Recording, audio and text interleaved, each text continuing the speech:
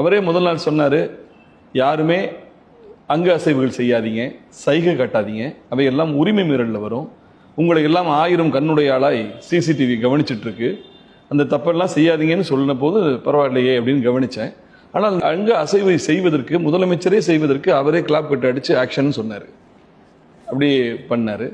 அதுக்கு பிறகு அவர் சொன்ன இந்த ரசிக்க முடியாத கதை 62ல் பேரறிஞர் அண்ணா தோற்று போனார். பச்சையப்ப முதலியார் ஒன்றவற்றை காஞ்சிபுரத்தில் தோற்று போயிட்டார்.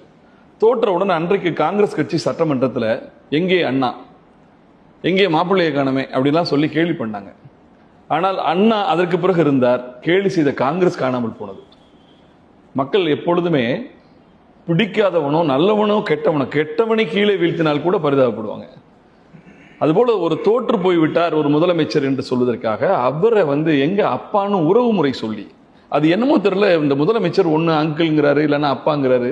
தலைவர்களை தலைவர்களாக அணுகாகவன் உறவுகளை சொல்லி கேலி செய்யக்கூடிய ஒரு மலிவான அரசியலை நான் அவரிடம் தொடர்ந்து பார்த்தேன். அதற்கு பிறகு நேற்று ஒரு முதலமைச்சர், நீங்க தலைவரா அரசியல் தலைவரா இருக்கிற போது பிறர் மீதான குற்றச்சாட்டுகளை நீங்கள் அடுக்கலாம், வழி சொல்லும் இடத்தில் நீங்க இருந்தீங்க. நேற்றைக்கு முதலமைச்சர் ஆனதுக்கு பிறகு நீங்கள் வழி சொல்ல வேண்டிய இடத்துக்கு வந்துட்டீங்க. வழிகாட்ட வேண்டியவரிடமிருந்து நாம் எதிர்பார்த்தது தீர்வுகள். அவர் என்ன சொல்லியிருக்கணும், ஜூன் 12 வழக்கமாக மேட்டூர் அணைகளை நீர் திறந்திருக்கணும். ஏரோட்டம் உழவர் கூட்டம் கலப்பை வச்சுக்கிட்டு காத்திருக்கிறாங்க, தண்ணி வரல, அது குறித்து பேசியிருக்கணும்.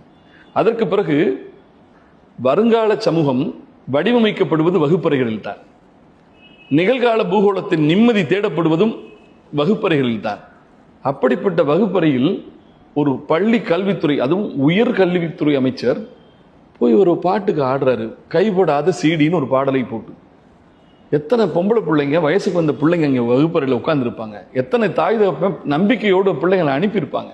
அப்படி ஒரு பாடலை பாடியது மட்டுமல்லாமல் பேட் டச்சு குட் டச்சு என்றெல்லாம் இன்றைக்கு நாம் பிள்ளைகளை எச்சரிக்கைப்படுத்திட்டு இருக்கோம்.